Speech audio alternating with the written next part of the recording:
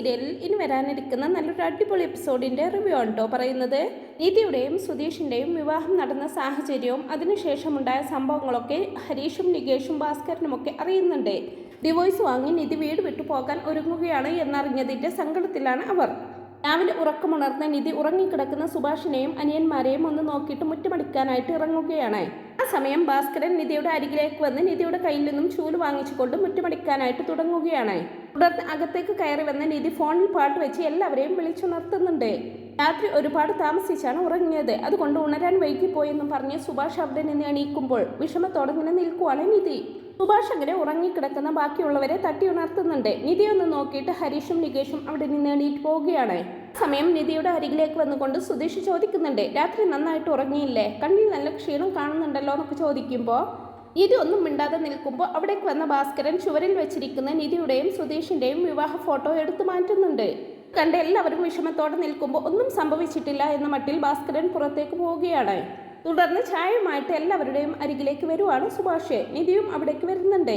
സുഭാഷും നിധിയും കൂടി എല്ലാവർക്കും ചായ കൊടുക്കുന്നുണ്ട്. കണ്ണു നിറഞ്ഞിരിക്കുന്ന നികേഷിന്റെ അരികിലേക്ക് ചെന്നിട്ട് നിധി ചോദിക്കുന്നുണ്ട്, നീ എന്നോട് ഇനി മിണ്ടത്തില്ലേ? രാവിലെ മുതൽ ഞാൻ ശ്രദ്ധിക്കുക, നീ ഇപ്പൊ എന്നോട് മിണ്ടുന്നേ ഇല്ലല്ലോ, നീ ഇനി എന്നോട് സംസാരിക്കില്ലേ എന്നൊക്കെ ചോദിക്കുമ്പോൾ ഇത് കേട്ട് നികേഷ് പൊട്ടിക്കരയുവാണ്. എല്ലാവരും വിഷമത്തോടു കൂടി നികേഷിനെ നോക്കുമ്പോൾ നിധി അവന്റെ കയ്യിൽ പിടിച്ചുകൊണ്ട്, എന്താടാ നീ കാര്യം പറ. നികേഷ് കരഞ്ഞുകൊണ്ട് ഏടത്തി ഞങ്ങളെ വിട്ടു പോവല്ലേ എന്നൊക്കെ പറയുമ്പോൾ സുഭാഷ് പറയുവാണ്, നികേഷേ നീ അങ്ങനെയൊന്നും പറയല്ലേ.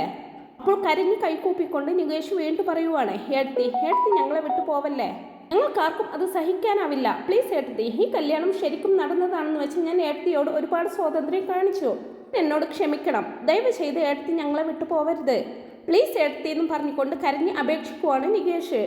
നേരം നിറ കണ്ണുകളോടെ നികേഷിനെ നോക്കുവാണ് നിധി.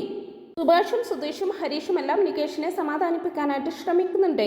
സുധീഷിനെ കെട്ടിപ്പിടിച്ചുകൊണ്ട് നികേഷ് കരയുമ്പോൾ സുഭാഷ് പറയുവാണ്, നീ ഇങ്ങനെയൊന്നും പറയാൻ പാടില്ല, നിധിയെ ധർമ്മസങ്കടത്തിലാക്കരുത്. നേരം ഹരീഷും പറയുന്നുണ്ട്, ഏടത്തി ഈ വീട് വിട്ടു പോയാൽ ഈ നാട്ടുകാർ എന്ത് പറയുമെന്ന് ഞാൻ വിചാരിക്കുന്നില്ല. പക്ഷേ ഏടത്തി വന്നതിന് ശേഷം നികേഷ് വലിയ സന്തോഷത്തിലായിരുന്നു. ഏടത്തി വന്നതിന് ശേഷമാണ് നികേഷിനെ ഞങ്ങൾ ഇത്ര സന്തോഷത്തോടു കൂടി കണ്ടിട്ടുള്ളത്. ആ സന്തോഷം വേണ്ടെന്ന് വെക്കാനാകാത്തത് കൊണ്ടാണ് ഇവൻ ഇങ്ങനെയൊക്കെ ചോദിക്കുന്നത്. നേരം കരഞ്ഞുകൊണ്ട് നിധി ചോദിക്കുവാണ്, നിങ്ങളെല്ലാവരും കൂടി എന്നെ കരയിപ്പിക്കുവാണോ? യേശു വീണ്ടും പറയുവാണ്, ഏടത്തി ഈ വീട് വിട്ടു പോകല്ലേ, ഏടത്തി എന്ന് വിളിക്കാനുള്ള സ്വാതന്ത്ര്യം പോലും എനിക്കില്ലെന്നറിയാം, പക്ഷെ അങ്ങനെ വിളിച്ച് ശീലിച്ചു പോയില്ലേ എന്നൊക്കെ പറയുമ്പോൾ ഹരീഷ് പറയുവാണ്, ഞാൻ ചോദിക്കുന്നത് തെറ്റാണോ ശരിയാണോ എന്നൊന്നും എനിക്കറിയില്ല, ഈ ഡിവോഴ്സ് ചെയ്യുന്നതൊക്കെ കുറച്ച് നാളത്തേക്കൊന്ന് മാറ്റിവെച്ചൂടെ? നിങ്ങൾക്ക് രണ്ടുപേർക്കും ഡിവോഴ്സിനാണ് താല്പര്യമെങ്കിൽ ഞങ്ങളൊന്നും പറയുന്നില്ല, കുറച്ച് നാളത്തേക്കെങ്കിലും ഡിവോഴ്സ് വേണ്ടെന്ന് വെച്ചൂടെ? ഇപ്പോഴാണ് ഞങ്ങളൊന്ന് സന്തോഷത്തോടു കൂടി ജീവിക്കാൻ തുടങ്ങിയത്, ആ സന്തോഷം ഇവിടെ അവസാനിക്കാൻ പോവുകയാണെന്ന് ഓർക്കുമ്പോൾ എന്ത് പറയണമെന്ന് എനിക്കറിയുന്നില്ല. പറഞ്ഞത് തെറ്റാണെങ്കിൽ എന്നോട് ക്ഷമിക്കണമെന്നൊക്കെ പറഞ്ഞ് നിധിയുടെ മുമ്പിൽ നിറ കണ്ണുകളോടെ കൈകൂപ്പുവാണ് ഹരീഷ്.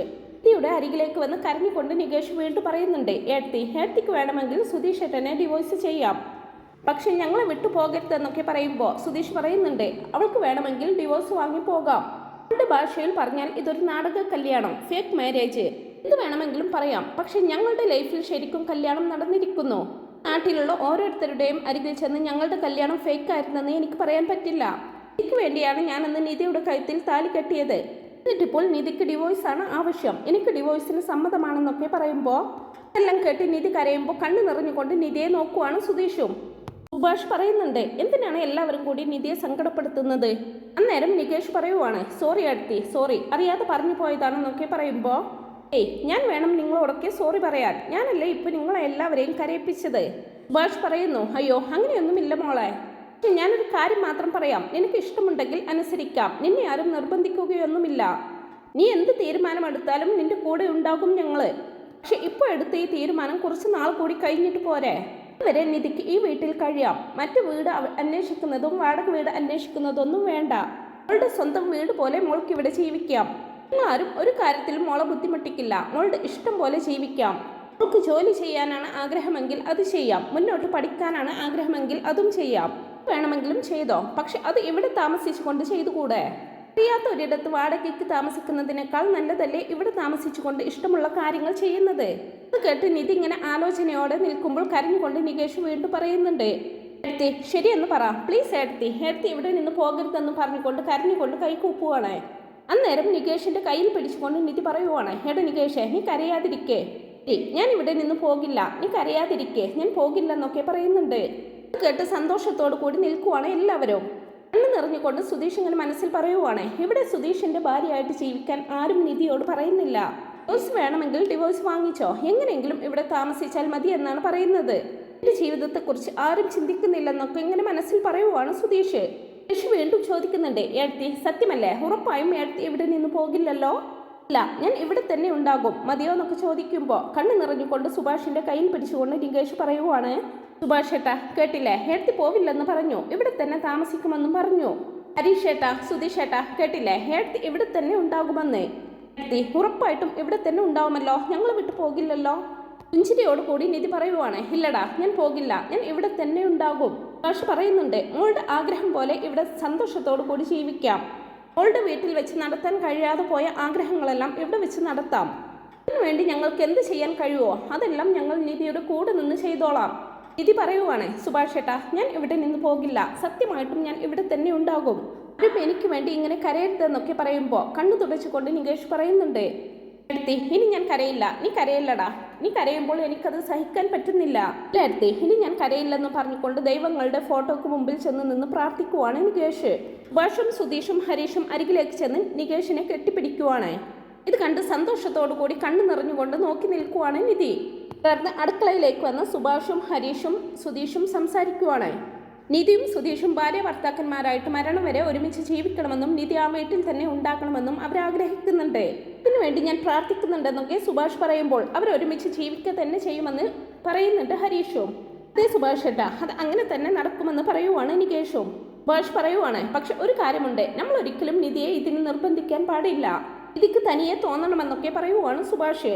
പിന്നീട് നികേഷും ഹരീഷും സന്തോഷത്തോടു കൂടി ഇങ്ങനെ ഇരിക്കുമ്പോൾ അവിടേക്ക് വന്ന സുധീഷ് ഹരീഷിനോട് നന്ദി പറയുവാണ് ഡിവോഴ്സ് കുറച്ച് നാളത്തേക്ക് മാറ്റിവെച്ചതിന്. ഈ ജീവിതത്തിൽ ആദ്യമായിട്ടാണ് എനിക്ക് വേണ്ടി സംസാരിച്ചതെന്നും പറയുവാണ് സുധീഷ്. എടാ നികേഷേ, നീ എന്തിനാ അങ്ങനെ കരഞ്ഞതെന്ന് സുധീഷ് ചോദിക്കുമ്പോൾ പിന്നെ കരച്ചിൽ വരാതിരിക്കുവോ?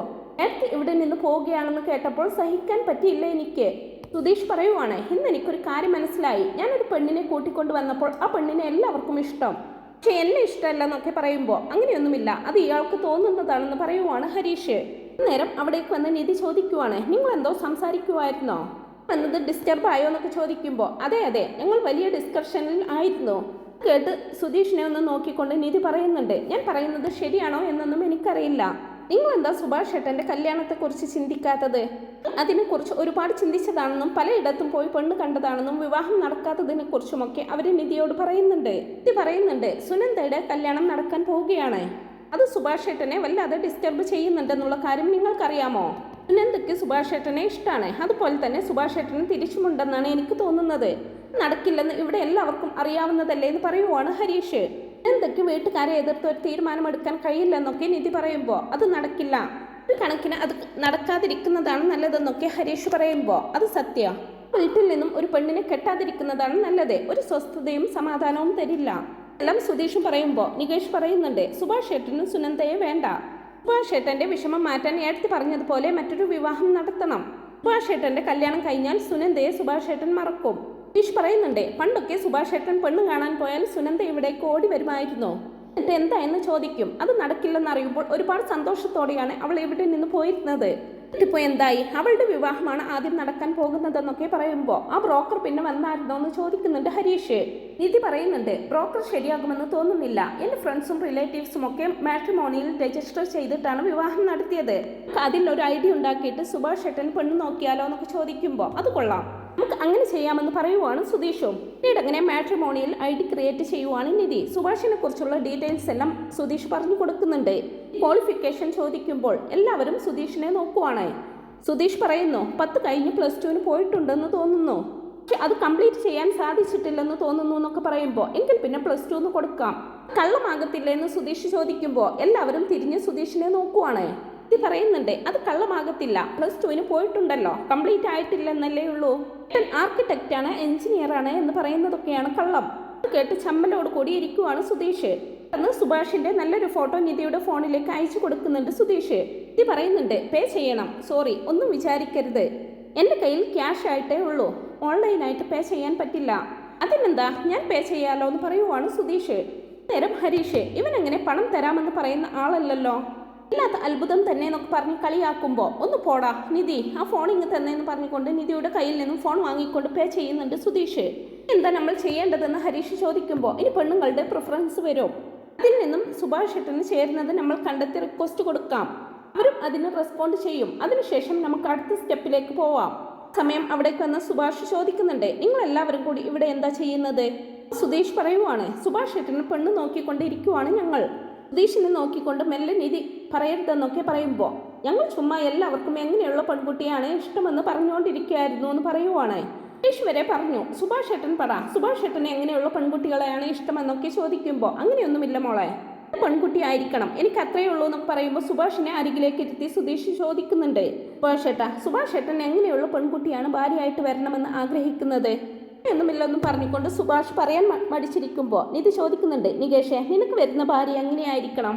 നികേഷ് പറയുന്നുണ്ട്, എനിക്ക് പെൺകുട്ടി നല്ല സുന്ദരിയായിരിക്കണം, നല്ല പഠിപ്പുണ്ടാകണം, ജോലിക്ക് പോകാൻ താല്പര്യമുള്ള ആളായിരിക്കണം, എന്നോട് നല്ല ഫ്രീ ആയിട്ട് സംസാരിക്കാൻ പറ്റണം, എൻ്റെ കയ്യിൽ ക്യാഷ് ഉണ്ടെങ്കിൽ ഇഷ്ടപ്പെട്ടതൊക്കെ വാങ്ങിച്ചു കൊടുത്ത് ഞാൻ നല്ല രീതിയിൽ നോക്കുമെന്നൊക്കെ പറയുവാണ് നികേഷ്. കേട്ട് എല്ലാവരും ചിരിയോടെ നികേഷിനെ നോക്കുമ്പോൾ കണ്ടോ, കൊച്ചു പയ്യനാണ് അവൻ പോലും എല്ലാ കാര്യങ്ങളും പറഞ്ഞു. അതുപോലെ എന്തെങ്കിലുമൊക്കെ പറ സുഭാഷ് ഏട്ടാന്നൊക്കെ പറയുമ്പോൾ സുഭാഷ് പറയുന്നുണ്ട്, നല്ല മുടി ഉണ്ടാകണം, പാചകം ചെയ്യണമെന്നൊന്നുമില്ല, പക്ഷെ ഞാൻ പാചകം ചെയ്യുമ്പോൾ എൻ്റെ അടുത്തുണ്ടാവണം, ഞാൻ ഉണ്ടാക്കുന്നതൊക്കെ കഴിച്ചു നോക്കി നന്നായിട്ടുണ്ടെന്ന് പറയണം, വഴക്ക് പറയരുത്, വഴക്കുണ്ടാക്കരുത്, എൻ്റെ കൂടെ ജോലി ചെയ്യുന്നവരൊക്കെ പറഞ്ഞു കേൾക്കാറുണ്ട് രാവിലെ വീട്ടിൽ വലിയ വഴക്കായിരുന്നു എന്നൊക്കെ, എന്തെങ്കിലും തെറ്റ് ചെയ്താൽ അത് എന്നോട് തുറന്നു പറയണം, അപ്പം ഞാൻ ആ തെറ്റ് തിരുത്തും. ഇങ്ങനെയൊക്കെ സുഭാഷ് തൻ്റെ സങ്കല്പങ്ങളെല്ലാം പറയുവാണ്. അത് പറഞ്ഞ് സുഭാഷ് ഇങ്ങനെ നാണത്തോടു കൂടി ചിരിക്കുമ്പോൾ നല്ലൊരു പെൺകുട്ടി ആയിരിക്കണമെന്നും പറഞ്ഞ് ഇത്രയും സങ്കല്പങ്ങൾ ഏട്ടൻ്റെ മനസ്സിലുണ്ടായിരുന്നോ എന്നല്ല പറഞ്ഞ് മറ്റുള്ളവർ സുഭാഷിനെ കളിയാക്കുമ്പോൾ പൊട്ടിച്ചിരിക്കുവാണ് നിധി. സുഭാഷും ചിരിയോടുകൂടി അനിയന്മാരെ ചേർത്ത് പിടിക്കുവാണ്. പിന്നീട് വീട് ക്ലീൻ ചെയ്യുന്ന നിധിയുടെ അരികിലേക്ക് വന്നിട്ട് സുധീഷ് ചോദിക്കുന്നുണ്ട്, എന്ത് പറ്റി, തിരുവനന്തപുരത്തേക്ക് വന്ന കാര്യമൊക്കെ മറന്നോ? സുഭാഷ് ഏട്ടൻ്റെ കല്യാണമൊക്കെ നടത്തുന്നതിനെ കുറിച്ച് ചിന്തിക്കുന്നു, അല്ല ഇയാൾക്ക് ജോലി നോക്കണ്ടേ എന്നൊക്കെ ചോദിക്കുമ്പോൾ ജോലി നോക്കണമെങ്കിൽ സർട്ടിഫിക്കറ്റ് വേണ്ടേ, സർട്ടിഫിക്കറ്റ് വാങ്ങണമെങ്കിൽ കോളേജിലേക്ക് പോകണം, നാളെയോ മറ്റന്നാളോ ഒക്കെ ആയിട്ട് കോളേജിലേക്ക് പോകണം, എൻ്റെ കൂടെ പഠിച്ച ഒരു ഫ്രണ്ടിനെയും കൂട്ടി കോളേജിലേക്ക് പോകണമെന്നാണ് ഞാൻ വിചാരിക്കുന്നത്, അത് രാവിലെ വിളിച്ചിരുന്നു, ഞാനൊന്നും മറന്നിട്ടില്ല, എൻ്റെ ലക്ഷ്യം എനിക്ക് ഓർമ്മയുണ്ട്. ഇത് കേട്ട് സുധീഷ് പറയുന്നുണ്ട്, എങ്കിലോക്കെ രാവിലെ ഞാൻ കാർ വരാൻ പറയാം, നമുക്ക് രാവിലെ തന്നെ പോകാം, വൈകുന്നേരമാകുമ്പോഴേക്കും തിരിച്ചെത്താം, ഫുഡ് നമുക്ക് പുറത്ത് ഏതെങ്കിലും നല്ല ഹോട്ടലിൽ നിന്നും കഴിക്കാമെന്നൊക്കെ പറയുമ്പോൾ നിധി പറയുവാണ്, നിർത്ത്, അതിന് സുധീഷിനോട് കൂടെ വരണമെന്ന് പറഞ്ഞില്ലല്ലോ, പിന്നെന്തിനാ ഇങ്ങനെയൊക്കെ പറയുന്നത്? സുധീഷ് പറയുന്നുണ്ട്, നമുക്ക് കാറിൽ പോകാം, ഞാനൊരു ഡ്രൈവറായിട്ട് നിധിയുടെ കൂടെ വരുന്നു, അത്രയേ ഉള്ളൂ എന്നൊക്കെ പറയുമ്പോൾ വേണ്ട, ഞാൻ തനിയെ പൊക്കോളാം, ഞാൻ അന്നേ പറഞ്ഞതല്ലേ എൻ്റെ ജോലിയുടെ കാര്യം ഇനി ഞാൻ നോക്കിക്കൊള്ളാമെന്ന്, ഇനിയൊന്നും നിധിയെ തനിച്ചു വിടാൻ പറ്റില്ലെന്ന് സുധീഷ് പറയുമ്പോൾ അത് പറയാൻ നിങ്ങൾ ആരാണെന്ന് തിരിച്ചു ചോദിക്കുവാണ് നിധി. നേരം സുധീഷ് ചോദിക്കുവാണ്, നിധി എന്താ ഇങ്ങനെ ചോദിക്കുന്നത്, ഞാനല്ലേ നിധിയുടെ ഗാർഡിയൻ എന്ന് ആര് പറഞ്ഞു എന്ന് നിധി ചോദിക്കുമ്പോൾ ഞാൻ പറഞ്ഞു എന്ന് പറയുവാണ് സുധീഷ് പറഞ്ഞ ഉടനെ സുധീഷ് എൻ്റെ ഗാർഡിയൻ ആകുമോ എന്ന് ചോദിക്കുന്നുണ്ട്.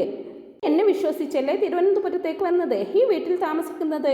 തിരുവനന്തപുരത്തേക്ക് വന്നത് സുധീഷിനെ വിശ്വസിച്ചിട്ടല്ല, ജോലി കണ്ടുപിടിക്കാനാണ്, അതിന് സുധീഷ് എന്നെ സഹായിച്ചു, ഗാർഡിയൻ ആകാമെന്നൊന്നും വിചാരിക്കണ്ട, ഈ വീട്ടിൽ ഞാൻ താമസിക്കുന്നത് തന്നെ സുധീഷിന് വേണ്ടിയല്ല, സുഭാഷ് ഏട്ടനും ബാക്കിയുള്ളവർക്കും വേണ്ടിയിട്ടാണ്, അതുകൊണ്ട് എൻ്റെ കാര്യം ഞാൻ നോക്കിക്കൊള്ളാമെന്നൊക്കെ നിധി പറയുമ്പോൾ നിധിയെ ഇങ്ങോട്ട് കൂട്ടിക്കൊണ്ടുവന്നത് ഞാനാണ്, കാരണമല്ലേ നിധി ഇവരെ എല്ലാവരെയും പരിചയപ്പെട്ടതെന്ന് പറയുവാണ് സുധീഷ് എന്ത് പറഞ്ഞാലും ശരി, ഞാൻ നാളെ തനിച്ചാണ് പോകുന്നത്, എൻ്റെ കാര്യം ഞാൻ നോക്കിക്കൊള്ളാം. തുടർന്ന് രാത്രി ഭക്ഷണം മുന്നിൽ വെച്ചുകൊണ്ട് മദ്യപിക്കുവാണ് ഭാസ്കരൻ. അകത്തിരുന്ന് ഭക്ഷണം കഴിക്കുവാണ് നിധിയും മറ്റുള്ളവരും. ഇവിടേക്ക് വന്ന് സുഭാഷിനോടായിട്ട് സുധീഷ് പറയുന്നുണ്ട്, സുഭാഷ് ഏട്ടാ, നാളെ നിധി തക്കലയിലുള്ള കോളേജിലേക്ക് സർട്ടിഫിക്കറ്റിനായിട്ട് പോവുകയാണ്, അവൾ നാളെ പോവുകയാണോ എന്ന് സുഭാഷ് ചോദിക്കുമ്പോൾ അതേ സുഭാഷ് ഏട്ടാ എന്ന് പറയുവാണ് നിധി. സുഭാഷ് നികേഷിനോടായിട്ട്, നികേഷേ നീ നാളെ ഏട്ടത്തിയുടെ കൂടെ ഒന്ന് പോകുന്നു പറയുമ്പോൾ സുഭാഷ് ഏട്ടാ നാളെ എനിക്ക് എക്സാം ഉണ്ടെന്ന് പറയുവാണ് നികേഷ്. അത് ശരിയാണല്ലോ, ഞാനത് മറന്നു പോയെന്നൊക്കെ സുഭാഷ് പറയുമ്പോൾ സുഭാഷ് ഏട്ടാ നികേഷിന് എക്സാം ആണെന്ന് എനിക്കറിയാമായിരുന്നു, ഞാൻ തനിയെ പോകാനാണ് തീരുമാനിച്ചിരിക്കുന്നതെന്നൊക്കെ പറയുന്നുണ്ട്. കേൾക്കുന്ന ഭാസ്കരനും അകത്തേക്ക് ശ്രദ്ധിക്കുന്നുണ്ട്. സുഭാഷ് പറയുന്നുണ്ട്, മോൾ തനിച്ചു പോകണ്ട, ആരെങ്കിലും ഒപ്പം കൂട്ടിക്കോ, രാവിലെ പോയാൽ വരണമെങ്കിൽ രാത്രിയാകും, തനിച്ചു പോകേണ്ട, കൂടെ ആരെങ്കിലും വേണം, എന്നെ പറഞ്ഞു കൊടുക്ക് സുഭാഷ് ഏട്ടാ എന്ന് പറയുവാണ് സുധീഷും. സുധീഷ് പതിയെ ഹരീഷിനോടായിട്ട് പറയുന്നുണ്ട്, സുധീഷ് ഏട്ടൻ കൂടെ ചെല്ലാമെന്നും പറഞ്ഞിട്ട് ഏട്ടത്തി സമ്മതിച്ചില്ല. നിധി പറയുന്നുണ്ട്, ഏയ് സുഭാഷ് ഏട്ടാ അതൊന്നും കുഴപ്പമില്ല, കോളേജിലുള്ള എൻ്റെ ഫ്രണ്ട് വരും, ഞാൻ തനിച്ച് പോയിക്കോളാം. സുധീഷ് പറയുന്നുണ്ട്, സുഭാഷ് ഏട്ടാ ഞാൻ കൂടെ പോകാമെന്ന് പറഞ്ഞതാ, ഞാൻ കാറിൽ കൊണ്ടുപോയി കാറിൽ തന്നെ തിരികെ വരാമെന്നും പറഞ്ഞതാ, അതൊന്നും വേണ്ടെന്ന് നിധി പറയുമ്പോൾ അതെന്താ വേണ്ടാത്തതെന്ന് ചോദിക്കുവാണ് സുധീഷ്. ഇത് ഞാൻ തന്നെ കൈകാര്യം ചെയ്തോളാം. അവിടെ വന്നിട്ട് എനിക്ക് അയാളറിയാം ഇയാളറിയാമെന്നൊക്കെ പറഞ്ഞ് തള്ളി തള്ളി എൻ്റെ സമയം കളയും. അതുകൊണ്ട് ഞാൻ തനിയെ പൊക്കോളാമെന്നൊക്കെ പറയുമ്പോൾ സുധീഷ് വീണ്ടും പറയുന്നുണ്ട്, നിധി ഞാനും കൂടി വരാം, തനിയെ വിടാൻ പറ്റില്ല പറയുന്നുണ്ട്. എൻ്റെ കൂടെ വരാമെന്ന് പറയാൻ നിങ്ങളാരാ? ഞാൻ നേരത്തെ പറഞ്ഞതല്ലേ എൻ്റെ കൂടെ വരണ്ടെന്ന്. ഇപ്പോൾ എല്ലാവരുടെയും മുമ്പിൽ വെച്ച് പറഞ്ഞ് സിമ്പതി ക്രിയേറ്റ് ചെയ്യാൻ നോക്കുവാണോ? സുഭാഷ് ഏട്ടാ, ഞാൻ നേരത്തെ സുധീഷിനോട് പറഞ്ഞതാ എൻ്റെ കൂടെ വരണ്ടെന്ന്. ഇപ്പോൾ ദാ വീണ്ടും നിങ്ങളെല്ലാവരും കേൾക്കാൻ വേണ്ടി ചുമ്മാ ചോദിക്കുവാണ് ഇവിടെ ഇരുന്ന്. കേട്ട് ചിരിക്കുവാണ് നികേഷും ഹരീഷും. നേരം സുഭാഷ് പറയുന്നുണ്ട്, ഒരു കാര്യം ചെയ്യാം, ഞാൻ കൂടെ വരാമെന്നൊക്കെ പറയുമ്പോൾ വേണ്ട സുഭാഷ് ഏട്ടാ, രാവിലെ ബസ്സിൽ കയറിപ്പോയാൽ രാത്രി തിരിച്ചെത്തും. ഇന്ന് ഞാനും നികേഷും കൂടി പോയില്ലേ, അതുപോലെ പോയിട്ട് തിരിച്ചു വരാം. എന്നാലും നിധിയെ എങ്ങനെ തനിച്ച് വിടാനാന്നൊക്കെ പറയുവാണ് സുഭാഷ്. പറയുന്നുണ്ട്, എൻ്റെ അച്ഛൻ എന്നെ ഇങ്ങനെ തനിച്ച് വിടില്ലായിരുന്നോ? നിങ്ങളും അങ്ങനെയായോ? എൻ്റെ വീട്ടിലെ ഏറ്റവും വലിയ പ്രശ്നം അതായിരുന്നോ? എന്നെ എവിടേക്കും ഒറ്റയ്ക്ക് വിടില്ല, പൊത്തി പൊത്തി വെച്ചോണ്ടിരുന്നോ? ഞാൻ നന്നായി പഠിച്ചു, നല്ല മാർക്ക് വാങ്ങി, അതിനപ്പുറത്തേക്ക് എനിക്കൊന്നും അറിയില്ല സുഭാഷ് ഏട്ടാ. എനിക്ക് ഏതെങ്കിലും ഒരു നാട്ടിൽ ചെന്ന് ഒരു ജോലി നോക്കണമെന്ന് ആഗ്രഹിച്ചതിനപ്പുറത്തേക്ക് മറ്റൊന്നും ഞാൻ ചിന്തിച്ചിട്ട് കൂടിയില്ല.